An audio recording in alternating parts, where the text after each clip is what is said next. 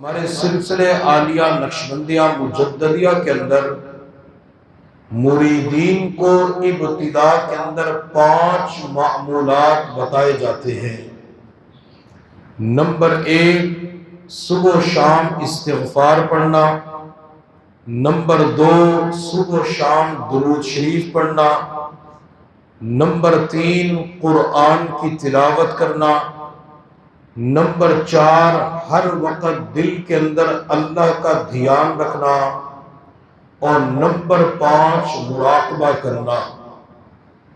استغفار، درود شریف، تلاوت اور ہر وقت اللہ کا دھیان، یہ 4 معمول، 4 وظائف اور آپ پوری زندگی بھر چلتے ہیں۔ جو تبدیلی ہوتی ہے، روحانی ترقی ہوتی ہے، وہ مراقبے کے اندر ہوتی ہے۔ استغفار، درود شریف، تلاوت، وقوف قلبی، اسے اوراد و اشغال کہتے ہیں، انہیں وظائف کہتے ہیں، اور مراقبے کو سبق کہا جاتا ہے۔